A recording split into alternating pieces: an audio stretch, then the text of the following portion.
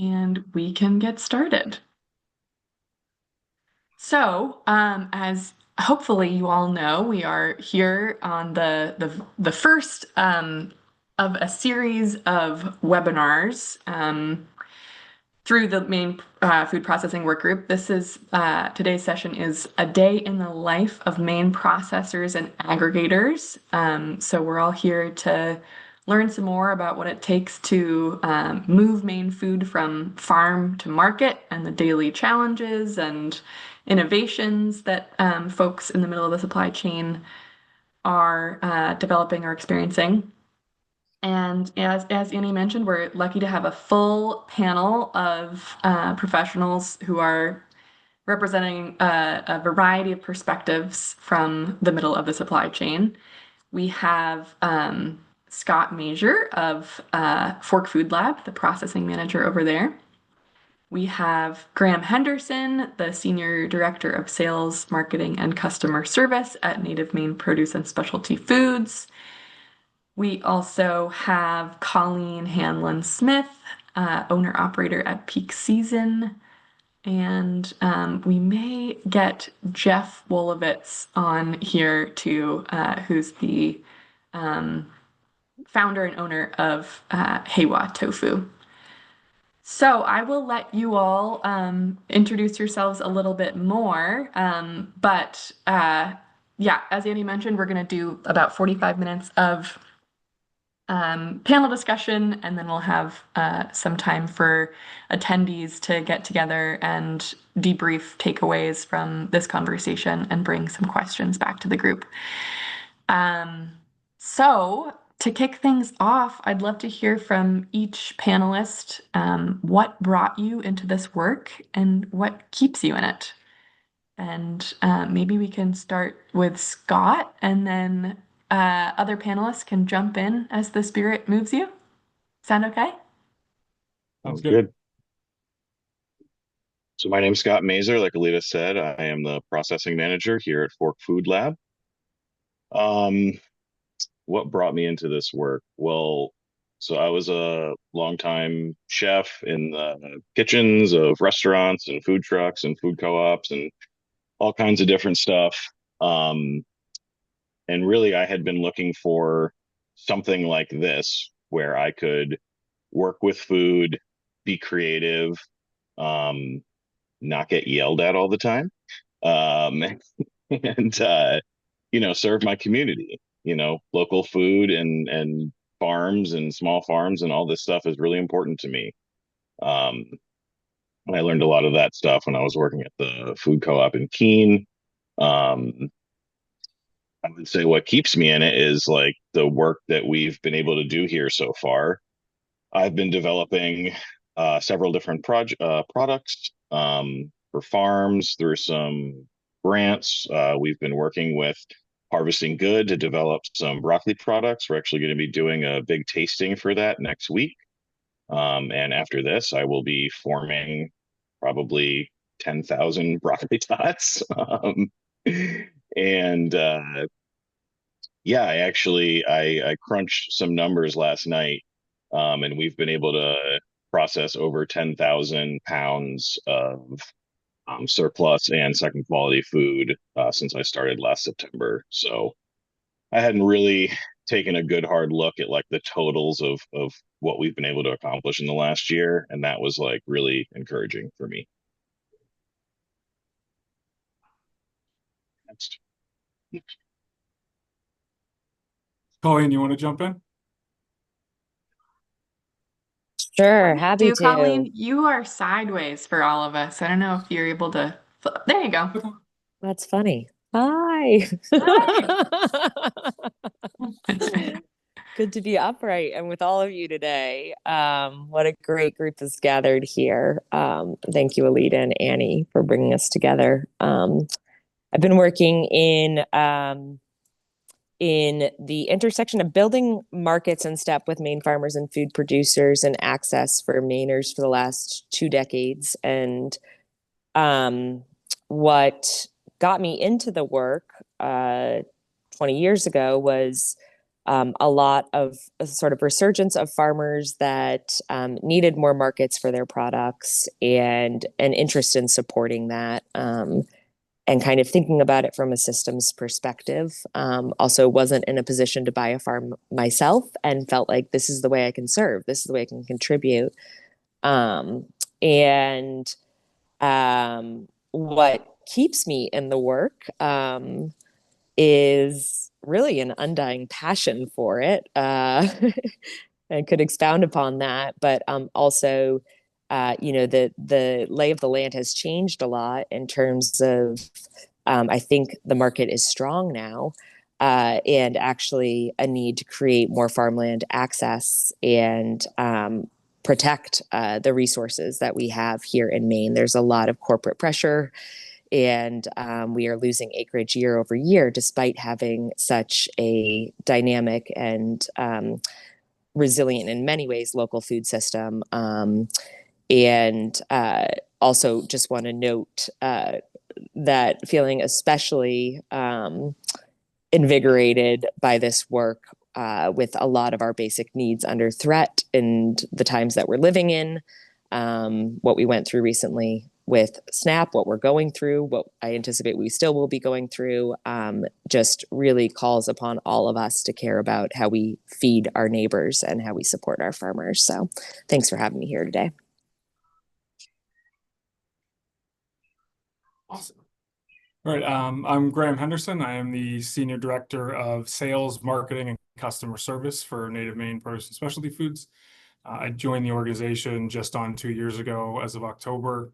And I've come from a background of being a chef and starting my career there at the age of 14, and was able to be a chef all over the country in the operations side, running food service programming, and then ultimately landed in the sales side of the arena. I think much like Scott, I was sort of questioning the life path that I had set out for myself when I was 15, and kind of came to some different conclusions with like my lower back, and not getting yelled at all the time is kind of nice. But ended up here with Native Maine, and I had a couple different opportunities to land here a couple years ago, and was really much more invigorated by being able to be sort of at the ground level as a community member alongside our operating partners and customers.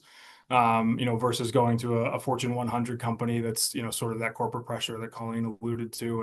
And it's very interesting to kind of go to market and almost go to battle on a daily basis, trying to become an advocate for our customers, and obviously, do what we can to get all the great local products that we have in our building out to end users, whether they be, independent retailers or restaurants and cafes and things like that.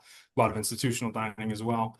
And that's, I think, the what keeps us in the work on a daily basis here at Native Maine is sort of, being able to be more of an advocate that way for the local products and projects that are here in Maine, and not kind of being another piece in the puzzle of that sort of top-down pressure from these really giant corporations that more and more over time, kind of like everything else, are consolidating the supply chain of food in our industry. And it's nice to be able to kind of be community and locally focused first, and really kind of live that mission and those values on a daily basis as we go out and kind of try and keep the rest of the supply chain honest. And we have over 145, closer to 150 now, local partners, whether it's farms or artisan makers, in our book of business that we can offer every day. And that's, I think, one of the things that we all enjoy the most, is being able to connect those products and those people and those farms to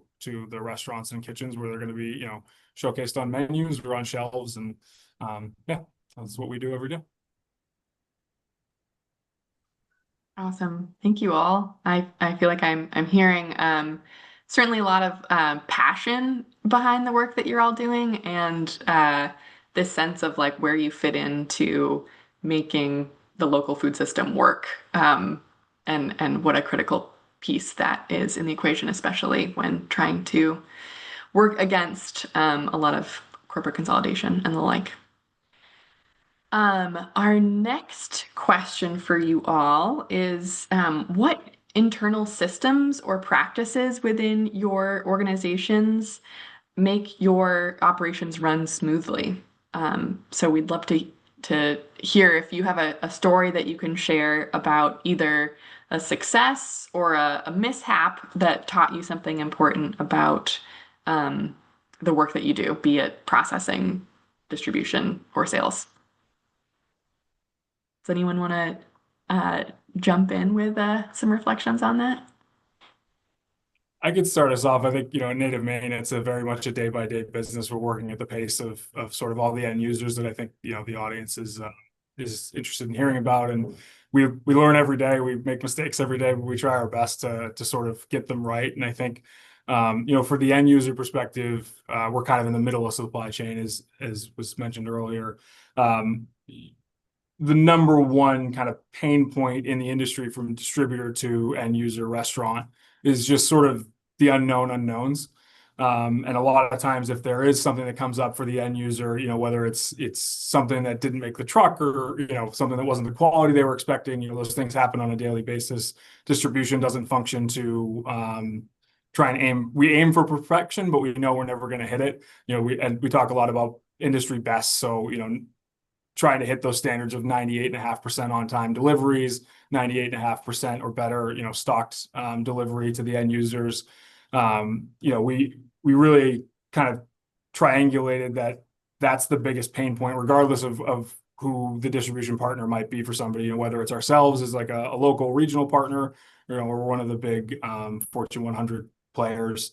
The number one thing that really can kind of cause end user tumult and potentially lost business for those of us distributing is those unknown unknowns. So we've really heavily focused on making things right, and it's really that simple as a mission for us at this point. And it could be something that happened through Native Maine. Maybe the quality of a product wasn't great, because unfortunately, when you're selling produce, it grows in the ground in dirt with a bunch of bugs, and then it gets into a box and it's immediately starting to kind of decay over time. So we do the best that we can to keep everything as fresh as possible every day, but there are going to be instances where, something that came out of the ground isn't inch perfect. And if a chef needs that, we'll certainly jump on it and fix those mistakes. But we've also really gone, I think, above and beyond where, if somebody forgot to submit an order, or another distribution partner didn't have something that they were counting on that day, we'll do everything that we possibly can to fix it for our customers. And I think we've really seen success leaning into that, just making it right policy. Regardless of sort of fault,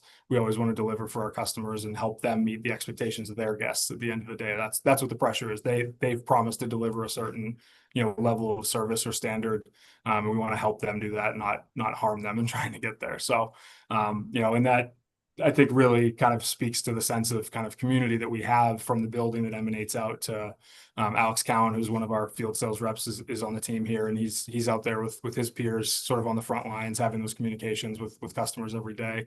We want to hold up our end of the bargain and kind of leave it better than we found it, regardless of what's happening out there. So that's been, I think, a really nice piece of the puzzle, and it helps us sort of feel even more entrenched in the communities that we're working in. If we can kind of all row in the same direction and help people get where they want to go for their businesses, then we feel good about what we're doing. Thanks, Graham. If you're willing, would you share a little bit more about some examples of the unknowns that you're talking about? I'm hearing, an example around quality, food quality, and wanting to make sure that that's up to par. But I think the folks here are really interested in hearing, Sure. Yeah. I mean, a day-to-day business what model you're dealing with. for food service can bring new challenges every day. I think that's one of the kind of nice things for those of us, a lot of us on the sales side of our organization, at least, have operator backgrounds. So we've been in those kitchens, and we've been the chefs on the other side of the phone. And something's different every day, which is exciting and nice, and it keeps it fresh, and it kind of keeps it interesting. But there's certain things that can happen, i.e. our vendor might be delayed or might have a short on a product because of something going on with their manufacturing processes. We try and do what we can to pivot in those situations and provide some kind of a solution. We want to stay solution oriented as much as possible, but we'll even go as far. This is sort of a generalized example, but we've even gone as far as starting to DoorDash or Uber Eats items. If somebody's out in Phippsburg at the bottom of the can't get there from here outlet, we'll send milk or cilantro or whatever they need, right? If there's something that they're expecting that they can't get when they expect it. So It's always a little bit different. It's hard to kind of come up with a concrete example. It's just sort of the day-by-day business model that we live here. And yeah, I think that's kind of just part of the fun of daily distribution. Fresh and dynamic. Yeah. Thanks, Graham. Hey, Colleen or Scott? sorry, Jeff Oh. is here. Can we take a quick break and introduce Jeff? Welcome, Jeff. Hi, sorry, I'm a little bit late. That's okay. Welcome. A little, yeah. You're only a little bit late. Our other panelists have just introduced themselves and shared a little bit about what brought them to this work and what keeps them in it. So if you want to do the same. Cool. Great. Well, thank you. I'm Jeff Wolowitz, the owner of Heiwa Tofu. Now located in Rockport, Maine. I started the business in 2008, so we're in our 18th year now. I really wanted to be. Had been a high school science teacher for 5 years before that. Between that and being in college, I spent 3 or 4 years working on small diversified farms. This was in the early 2000s. And there just wasn't a lot of resources then for new beginning farmers. So I became a teacher. That wasn't quite working for me either. And I wanted to get back into the local food system and figured I would do it as a processor, where my goal was to take regional and locally produced agricultural goods and add value to them. And I wanted to do something that was nutritious and nourishing and wholesome and sort of a pantry item as well. And started looking for niches where there was nobody else doing it. And tofu emerged as one of them. It kind of could have been anything. So that was 18 years ago. Flash forward to now. What keeps me doing it? Yeah, it's kind of, it's evolved over the years, right? Having this crew of about 10 employees now, and just really working, trying to provide good paying jobs for them, has become really important. And just creating a good workspace for them and creating opportunities for that crew is a big part of why I keep doing what I'm doing. But then also just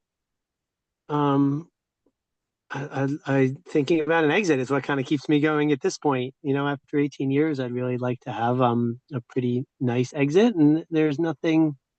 I was never looking to scale it to something giant. But that's sort of where my focus has been, starting to move and getting it to a point where I can walk away and leave it. And I don't. I'm in my late 40s. When I exit, I'm not going to retire, but it would, my goal is to not be thinking about saving for retirement too much anymore with my exit. Yeah. I think that's a good stopping point. That's great. Thank you, Jeff. All right, so we can get back to our other question. And Jeff, just to clue you in, folks are thinking about and responding to this question about what systems make your operation run smoothly, and if you can share a story about a mishap or a success that kind of highlights something that's important to the work that you do working. So Scott or Colleen, did either of you have a reflection on that? Sure, I have lots to say about that. So unlike some of my colleagues here, the Fork Food Processing Department has been around for almost exactly 1 year and has exactly one employee. Um, and so, yeah, I mean, if I'm being completely honest, creating those systems and organizational stuff is really challenging for me. I've always been a hands-on guy. In 2023 to 2024, I took a year off kitchens and I worked in a medical facility, and that was the most time I had spent on a computer since college. So 14 years. And so, yeah, so even just learning that stuff was a challenge. But things have come to a point now where we have quite a few processing clients. We have other projects in the work, research and development, all the stuff I've talked about before. And yeah, it's gotten to the point where those systems need to be created. In fact, that's probably what I'm going to be doing the remainder of the week once I finish my production. Um, and yeah, I can definitely share a mishap that happened with that recently. Um, so we had a company that wanted to come on and do a pilot cook. Um, so a pilot cook is when someone has a recipe that's already formulated, ready to go, and they just want to come in, cook it here at Fork Food Lab and see how it works. This company wanted to do a 1,000-pound run for their first pilot cook. I didn't think that was a very good idea, but I was told that I just need to do it anyway. And so I did it. And I think, there were a few mistakes there. Number one, I should have put my foot down and said, this is not going to work. And, the whole thing was very unorganized from all parties. And, it ended up taking 3 days to complete that production and get everything together. So yeah, I won't be doing that again. But what was great about that is, fully understanding everything that needs to be in place beforehand in terms of inventory. We use a new program called Gladius. And so that is a food production tracking system, tracks inventory, production, formulas, can run reports, all that stuff. And it's kind of fun because it's essentially a beta right now. I don't know if they're calling it a beta, but we're pretty much beta testing it for them. And so if there's features I need or things I notice, I can actually communicate directly with the team and have them kind of customize it for us, which is nice. But yeah, really utilizing that as much as I can. And just now, and then now that I've had that experience, I understand what it's going to take to complete that 1,000-pound run. So although it was a bit of a mess at first, I think it's something that's doable for us. And now I know what it takes. So learn it.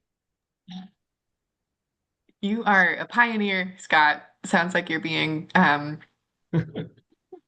you're doing a lot of learning and being forced into creating some of those systems a lot on your own. So kudos to you for doing that all on your own. Colleen, any reflections that you wanted to share on this point?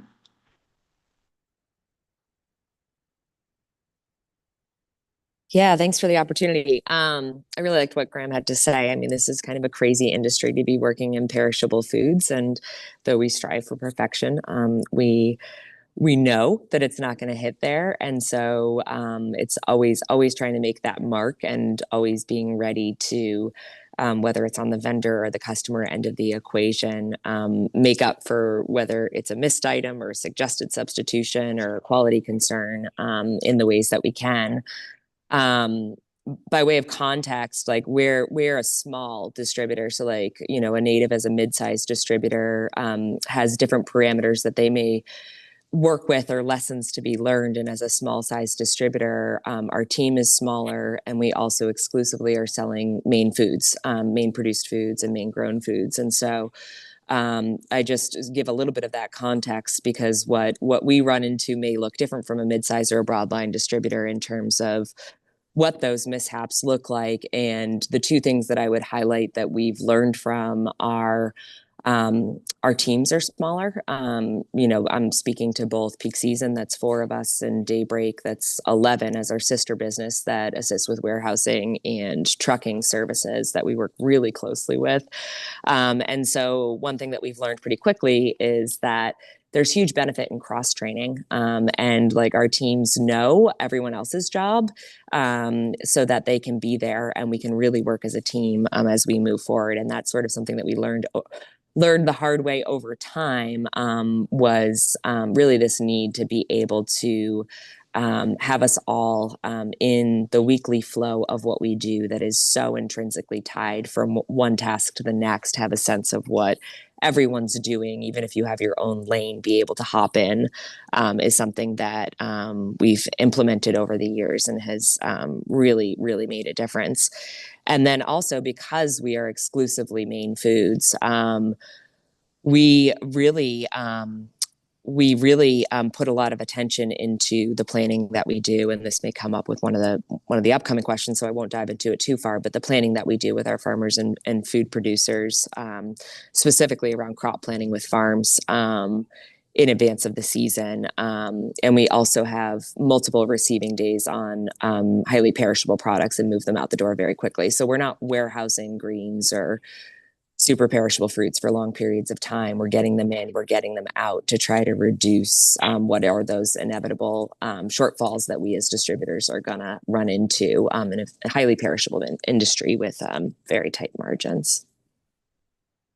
And I think I'll stop there, but it's like, there used to be someone I worked with that had fail better farm, and there's the Beckett quote of just like, ever tried, ever failed, no matter, fail again, fail better. And that's pretty much what working in produce and perishable food distribution is. It's just like, you have to be ready to fail and learn from it and keep striving forward. Yeah. Yeah. I know that gives me comfort hearing that from someone else too. So I appreciate that. I'll sign off on it. Dear. Thank you, Colleen. Yeah, that makes a ton of sense that you working with a small team, you'd have to stay really nimble and make sure that everybody kind of knows the entire process and systems, even if they do have their own lanes. If we have more time later on, I'd love to hear a little bit more about the forward contracting piece, as I think that's a really critical internal system that should be highlighted here. But let's chug along. I'm excited about this next question, which is, what resources or supports have been most helpful to your work? Where are the gaps? And how could new or existing programs better support you or others like you? I think, Jeff, you may have had some ready responses to this one if you want to kick us off. Yeah, there's so many resources. It's pretty incredible, and what I've always just valued about working in Maine and just making sure to stay networked so you're able to get access to the full slate, because there's so many in particular, and I think everybody's pretty familiar with Manufacturing Extension Partnership has been an amazing resource for us in all things manufacturing. And also, of course, Maine Center for Entrepreneurs is just also a great resource, and they're networked well also. So even having them as a launching point, they can often send you in the directions you need. Those are the two that I've really worked with, and also thinking about funding opportunities as well. And Alita, is that kind of here to mention that briefly, or pick that up later when around policy work, or pull it all in right now? Yeah, go ahead and mention them. And Jeff, could you just say again that first resource, manufacturing? Yeah, partnership? Manufacturing Extension Partnership. They're in Augusta. They're sort of like the cooperative extension or the ag extension of the manufacturing sector. A lot of you probably have met Bill Whittier, who's one of the consultants there. That they have 7 of them. They're housed under the NIST, and have both federal, state, and private funding is how they operate. A great organization. And so then also, coming up, there's a whole nother round of potential state funding for food infrastructure. I've been sitting, and I'm part of the Ag and Forest Food Products Infrastructure Fund, which is a piece of legislation that was passed, and we've been trying to come up with how we want to, what sort of funding types we'll move forward with. Currently, the legislature allocated $500,000 towards this fund, which is but a drop in the bucket for doing infrastructure. But there are bond issues and other pieces of legislation that are coming, and I think there's momentum building for many millions of dollars worth of funding towards food and food-related businesses and farming businesses coming up. And it's critical that we have this public funding to help food businesses and help our food systems move forward. So keep your eye out on that, and hopefully we'll be getting to vote on some bond issues soon and other pieces of legislation coming forward there. So keep your eyes open for opportunities from the state. Totally. Thanks for that plug, Jeff. Others want to hop in on this question about resources or supports that have been helpful to your work, and also like gaps if you're seeing like I could really use help with X, Y, and Z, and I'm not finding an outlet to support with that.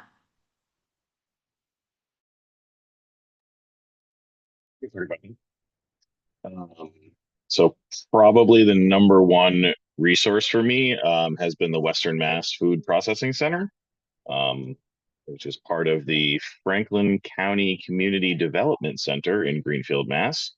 I've done 2 visits down there. We're essentially just copying their business. They have provided all the paperwork and everything. They've been so helpful. I have Liz as the operations manager there, and she built that program from scratch, just like I'm doing at Fork Food Lab now. If I have a problem in production with a spreadsheet, whatever, I was just calling her on Monday being like, hey, I have to recook this jam. What do I do? And yeah, they've just been incredible. I've also visited several other processing spaces, Genuine Local in New Hampshire, Hope in Maine, down in Rhode Island. I guess that's it. Those 3. So that's all been really helpful. Yeah, we've worked with Dr. Beth Calder from University of Maine. We've also worked with Bill Whittier to get our horizontal flow wrapper going. As far as missing pieces, I think a lot of you know this, but a lot of you probably don't, that we have our second part of our build out here at Fork Food Lab, which is incomplete, which includes a processing space. And eventually we will have fruit and vegetable as well as meat processing and 2,500 square feet of palletized storage space, dry, cold, and frozen. And I'm sure, like everyone else, the big missing resource is funding. And so we need funding, we need people, and in order to hire people, we need funding. So I don't have too much more to say about that because that's not my wheelhouse, but I know that that's what we need. Yeah, the chicken and the egg situation going on there. Scott, will you paint a picture of the space that you're processing in now and what this build out would allow for future processing at Fork? Absolutely. So right now I've been processing in our shared kitchen space. It's completely different what's happening in there every day, and all of our equipment is spread out. So for example, if I'm making jam, I'm cooking jam on 2 different stock pot burners that are on 2 different sides of the kitchen with a wall separating them. And then I'm bringing that all over to a table where I'm then going to put it in our tilt skillet, which I'm using as a water bath. So I'm running around like a crazy person, and I'm getting in people's way. People are getting in my way. And we have to advise all of our clients about their allergen statements on our food right now, because we have no control over the allergens that are going to be in that space. And so once we're in the processing space, all the equipment's going to be right there in front of me. Just an example with the tilt skillet. So right now we are using a 30-gallon tilt skillet. We have a 60-gallon Legion tilt skillet that's ready to go as soon as the processing room is finished. And that'll double my capacity for canning. So for jams right now, I can do 48 jars at a time, and that's what my batch size has to be. But once we get into that space, I can do 96 jars at a time. So not only will that, we'll be able to produce more, but it's going to make it more efficient, more effective, cheaper for the farmer, more local food getting in the hands of people who want to buy it. And we have, so we're also going to have a bottling packaging room in there. And I came up with the brilliant idea of we're actually going to pipe stainless steel through the wall from the kettles into the bottling packaging room. Um, so, and the way that everything is going to be set up in there, it's just going to flow, and our capacity is going to increase exponentially as we continue to be able to take on a lot more. And, this 10,000 pounds that we've done in the past year, I would think we'll be able to do that in a few months once we're in there. Sounds hot. Let's get there. Let's get that money. That sounds like an absolute game changer. Thanks for going deeper on that, Scott. Jeff, I see your hand up. Is there something you wanted to add? Yeah, just a couple things to add on that I thought of around resources is around food safety in particular. If there's anybody or of anybody that needs to address food safety, both University of Maine is they have courses that are required for FSPCA preventative controls, but also you can check in with Bill Whittier as well. They have somebody they work with who, if any businesses need the third-party food safety audit, which is required by a lot of distributors and other retailers, they have someone that I've worked with and is amazing to help build out that plan and get you prepared for your first, second, and third food safety audit. And there's funding for that as well. Probably MTI's Merck program can do it. Maybe even our old Alphon funds can cover it, and MEP can also help find funding to help cover that initial food safety plan for third-party audit. So the two other real nuts and bolts resources that are pretty useful. That is great. Annie, did you get those? If not, we can get back into the recording and make sure they're captured. Okay. Yeah, awesome. Okay, want to save some time for Colleen and Graham to respond to this prompt too around resources and gaps. Happy to jump in. Just thank you for being the collecting point of all of these resources, and great ones on the Department of Ag site too, and not knowing exactly what resources people on the call may be looking for and imagining it may be a wide range. One general catch-all of like, how can I find someone help me when I don't have a mentor in a specific area has been SCORE over the years. I just point that out as a great mentoring free resource that anyone who's looking at entrepreneurship or parts unknown of the work that they're doing, they're wonderful. And then also wanted to kind of in line with what Scott was saying or referencing about whether it's the Western Mass Processing, like really looking regionally. So like in distribution, there's not always mentorship, though I will say, like back in the day when I worked for Farm Fresh Connection, a distributor that used to work at, I learned so much from Martha. I was actually just up visiting her in Holton, who owned this distribution business, serving a lot of the restaurants and starting the farm to school back, whenever that was, 20 years ago, 15 years ago. And so, but within distribution, it's not necessarily that there's like a peer-to-peer learning. We're all super busy. It's all tight margin. It's pretty competitive in a lot of ways. And so like looking regionally has been great. Like Annie Myers out of Vermont has been like a great resource for me in past years as I was getting underway, just like a step behind where she was at with like building out Myers Produce that services Vermont, Western Mass, New York City, and Boston markets. And so just encourage folks to be looking beyond Maine to comparable models of folks doing similar work in adjacent states who may not have sort of geographical overlap with what you're trying to accomplish and might be able to speak more candidly to help you with whatever you're looking to do next. And then not necessarily a gap, but like something that we're definitely going to need next. Like part of my role is like waking up before the farmers wake up to do last batches on orders. And a lot of our systems are antiquated and systems that don't talk to each other. And so we'll specifically be looking for a tech stack developer to be integrating our inventory with a sales platform. And so if anyone knows of someone that is savvy and great at that, that is a gap for us personally where it's fast becoming a bottleneck and there's simply aren't enough hours in the day to be processing as we grow those orders before the farmers need to take their harvest lists and get out to the field. And so please do get in touch if you have ideas in that stream. It's not necessarily like the innovation that MTI is looking for with funding or that sort of thing, and not because it's not necessarily like new in that way, but it is a critical need that we will have to continue expanding our mission of serving farms and expanding our distribution of local foods in Maine. Yeah, super interesting to hear you and Scott mention software as like a really important piece of the puzzle here. Graham.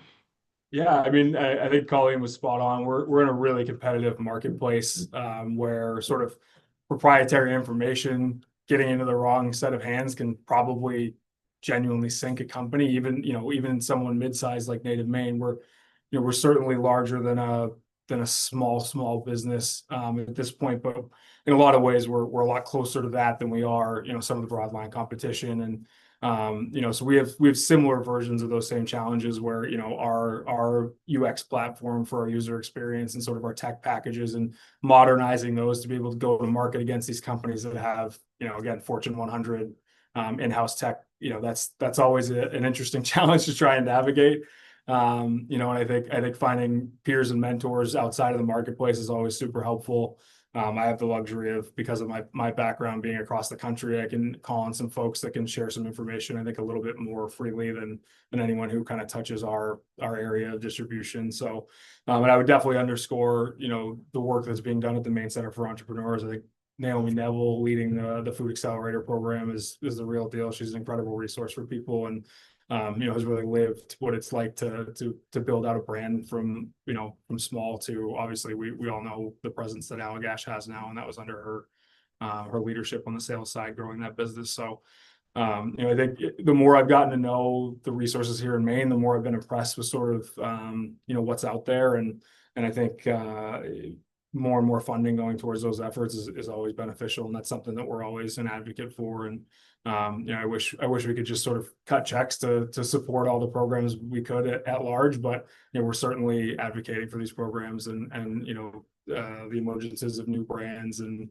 anything we can do to be a helpful resource, even just sort of with go-to-market insight of kind of how do you get your product from maybe your kitchen to then working with Scott in his kitchen, and how do you get it into end users' hands.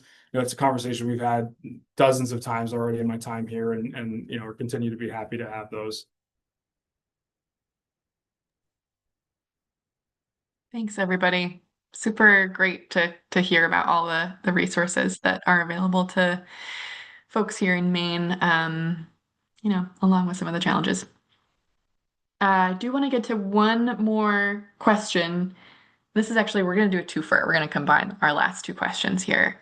So if you want to speak to the recent shifts in federal or state policies and how that's impacted your business, positively or negatively, would love to hear that. And then also what shifts you see coming due to this policy landscape, what we need to be ready for.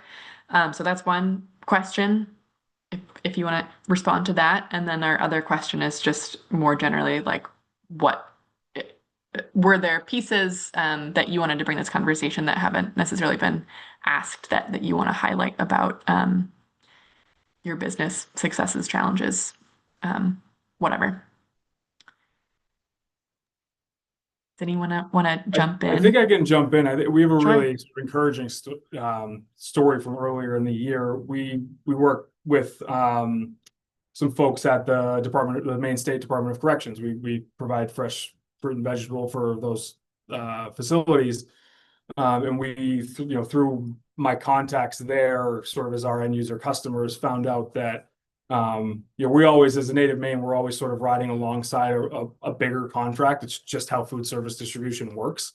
So whether it's here, in this example, or college and university, Alex Cowan, who's on call, works very closely with Colby College, and maybe he can jump in after me and kind of talk about that experience. But we found out that the corporate broadliner that owns the majority of the contract, because obviously they have sort of everything that somebody needs to run an operation, like chemicals and gloves and things that native Maine doesn't carry. But there was supposed to be an 80-20 rule on that about overall spend, and this is obviously taxpayer funded, right? And we found out that there was sort of an overreach from the large side of the contract. And as we got more and more information, I kind of took it to our leadership internally, and we were just like, this doesn't sit right. Something's amiss here. And the more I found out, it wasn't just about native Maine and our piece of the puzzle, but there was farmers up in the county that are providing eggs to these facilities that need that $300,000 a year. Otherwise, their whole platform evaporates from underneath their feet, and that probably takes down a town's economy with it. And we talk about being up the county, so I was able to pen a letter to Senator Pierce, who's the Speaker of the House in Augusta at the state capitol. Got a meeting with her and her team, and we kind of just said, hey, this looks like this is going on. There might be some sort of overstepping on this. And she was able to activate her team, and we were able to reconvene with the DOC themselves and kind of right the ship and make sure that everybody on the local end of the contract was able to continue to get their piece of the puzzle. And so I was really encouraged by that, to be able to kind of put that into action and request. You never know how it goes. If you're going to write to legislation, you may or may not get any sort of response at all. And so for a really quick response to come out that way, and to have the backing of the state legislation and the leadership, was really encouraging, to show that the values are still, people are still putting those values into practice and are still protecting the right things, in terms of the go-to-market from farms and smaller purveyors and providers. So I thought that was really, really exciting and a really nice thing to see happening here in Maine. And Alex, I don't know if you can share a couple of quick thoughts just about what you're able to do going to market, kind of in a similar light against some of the other contracts that are out there, and how you're able to kind of put local product, whether it's from a field or from a manufacturer, into place at these facilities that you're working with. Yeah, absolutely. And do forgive me, I'm in a bit of a shared space right now. So I will do my best to avoid any sort of cross audio. But yeah, Colby, as an organization that has so many funds at their disposal that they're able to allocate towards a local advocate like ourselves, like Peak Season, like all these other people, I think they are doing really the good work in the right direction. Particularly with the new company that's come in, being partnered with US Foods as one of their big, broadline distributors. It has kind of worked to our advantage, because we've had a lot more flexibility to be able to go in, and we've been, at least I've been able to do work directly with leadership to have them be more local focused. And it has been received incredibly well by that team there. And I really want to applaud Colby for what they're doing as an organization as a whole, to advocate for more local partners, making sure that the kids who are paying the tuition that they pay are getting quality products that are locally sourced. And I've really seen a shift just in the mentality across campus. I do apologize for the cross audio that I am currently sharing. Well, you sounded fine. And thanks for sharing that, Alex. Can also say it's been great to work with Colby. We just had our MEFD summit there, and they were super accommodating for getting local food in.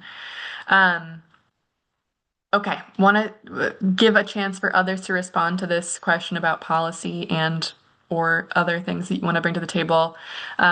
Let's try and keep it brief, as we are trying to head into our breakout rooms in just a couple minutes.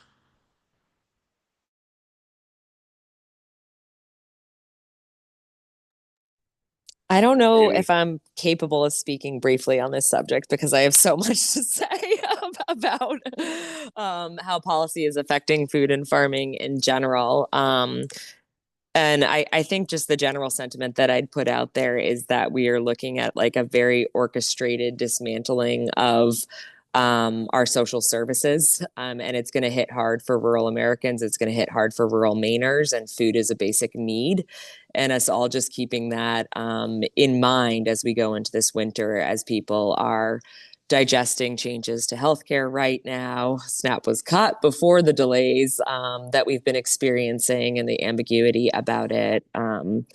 Early childhood education, LIHEAP, all of it is coming in a monsoon for folks, with grocery prices also, of course, higher than they've been. And so I'd like to think that there may be room through MAHA or through mandates on domestic spending, but without backing that up with actually funding the programs that have been systematically cut over this past 9 months, that support our farms and actually allow for the product that would allow us to be getting local food out to Maine, out to our country in any sizable volume. There really isn't the support backing up the support to farmers to be able to do that. And so just think we're all in critical positions of making sure that our neighbors have access to food and doing what we can to advance that. And Graham particularly loved that story about getting in touch with Senator Pierce, because I think that advocacy is what we need to be doing right now, and any ways that we can be taking corporate or larger or dining management services that are taking percentages and reinvesting them in our local economy, and keeping money close to home to be able to address the root cause is critically important. So I'm sorry if that wasn't brief. Again, I could say so much more, but I'm gonna stop there. Here, I'm with you, here. Colleen. If I could just really quickly, I'd like to also just shout out, the food service sort of community that we work with here in Maine and Greater New England.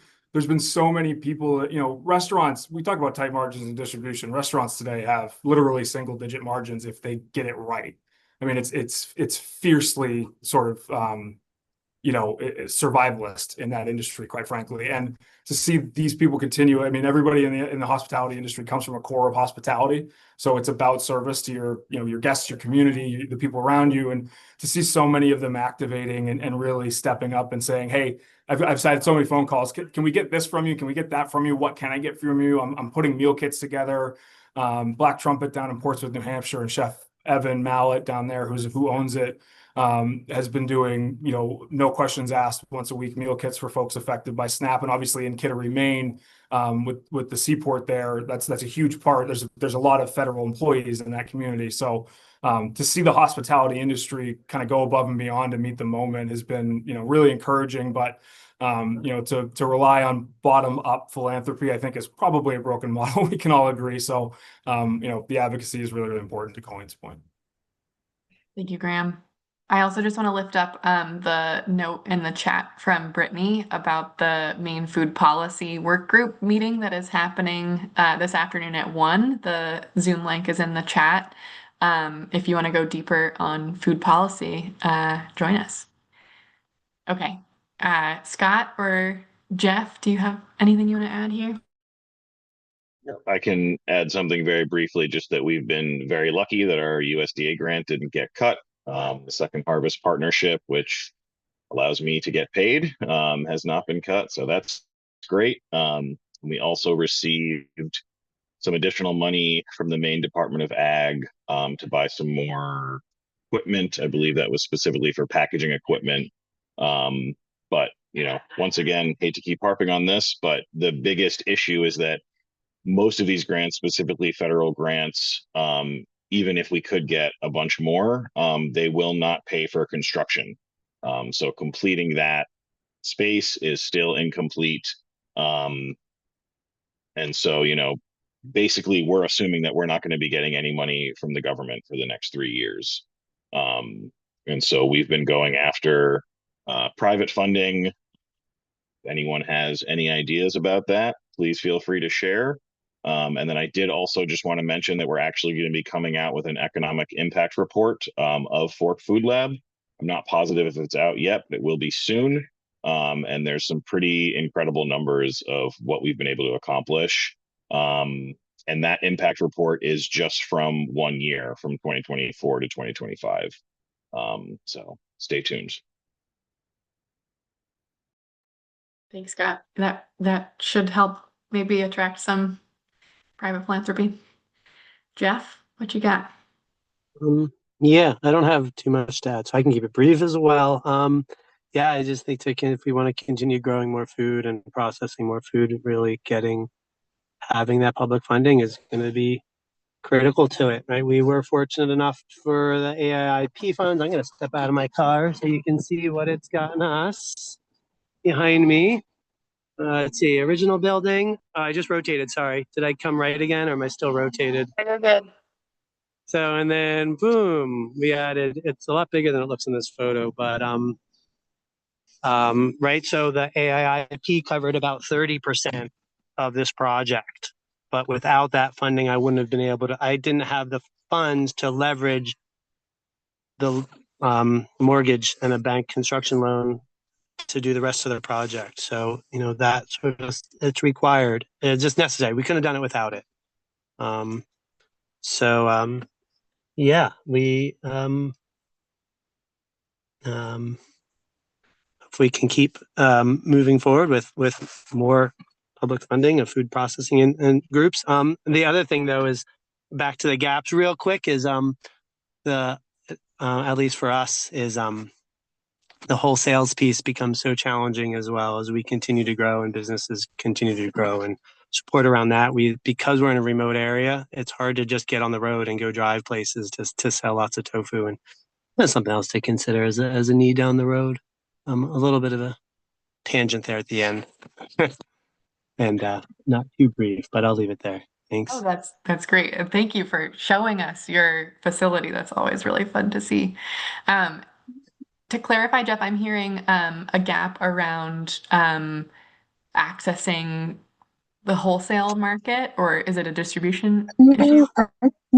I think it's more just like getting out there, getting indoors, getting in new retailers, Okay. getting in new restaurants, really like that nitty gritty selling. And, the distributors help with that, but it's, yeah, I think sometimes getting that the next level of sales as well, just to help get us in front of people who are really interested in carrying, the different types of products. Yeah, heard. It's hard to find. It's hard to find time. It's just it's time intensive and travel intensive. I think is the Yeah. hardest part of it. You can be on the phone, you can send emails, and that's great. But even that's hard sometimes to find time to do. Oh, yeah.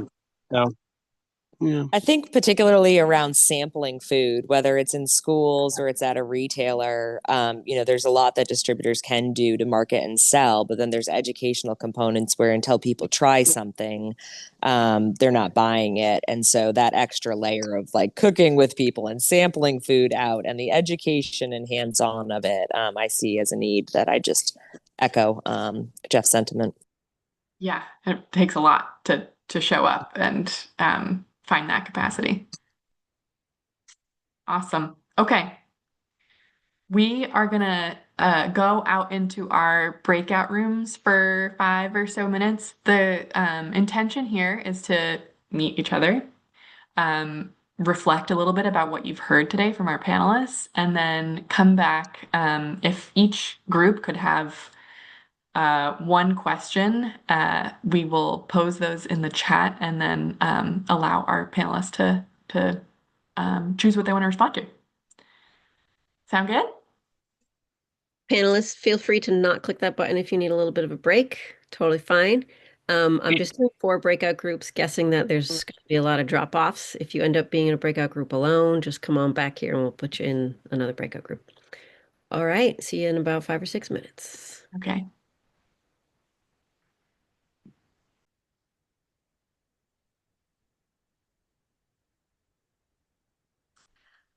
So we've got a question about how we promote local food purchasing and help people see the value in it and appreciate it. Question about incentives for consumers to buy local. Question or a conversation about food system education. What do you wish people understood? Go for it, Jeff. They're all like the same question, more or less. I mean, they're very similar. So, I mean, I think we see a theme here, right? Like, how do we get local products into the hands of, whether it be end users like restaurants or consumers on retail? I think one of the things that's happened, again, to the credit of the state of Maine, is the incentivization of local purchasing and the increased rebate this year for the K-12. We have the K-12 contracts for fresh produce in the state of Maine, and a vast majority of the state of New Hampshire as well. But Maine has incentivized through a rebate program K-12 schools to purchase local. And that goes beyond produce even. So that's something that we're really heavily messaging. So there used to be a 25% rebate for that, where the state would refund 25% of purchase dollars made to local, brands. So whether it would be like Heiwa Tofu or just locally grown produce, they've increased that because of the climate to 50% this year. And we're working on making sure everybody understands the value in that and really leans into those local purchases as much as possible. So that's been a nice tool to kind of have on behalf of the state as well.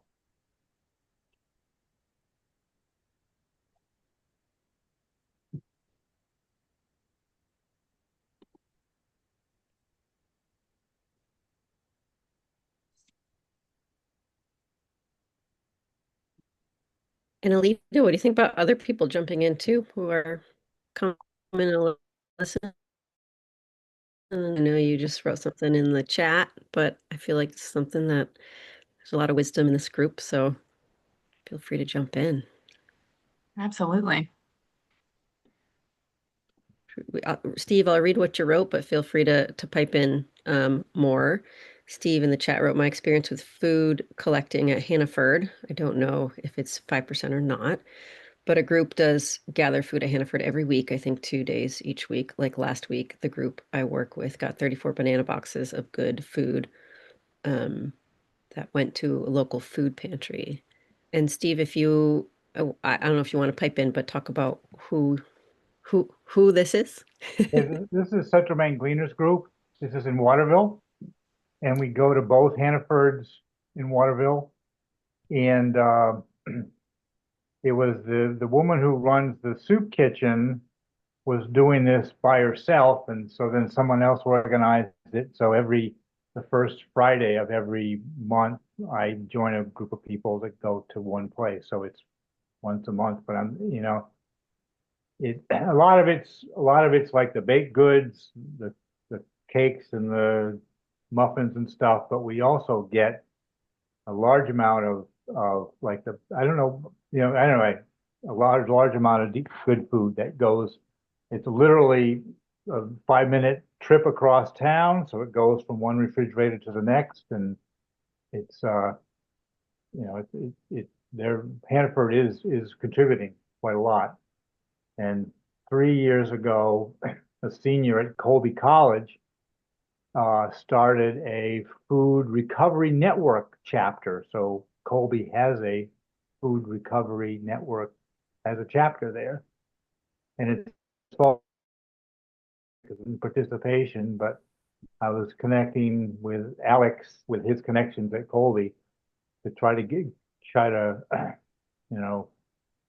that going again, because they in my experience they waste food. They know it too, but they try to cut back, and they've done some programs. And I just by happenstance, a couple weeks ago I connected with the maintenance people and a couple of students at Colby that run the garden that they have up there.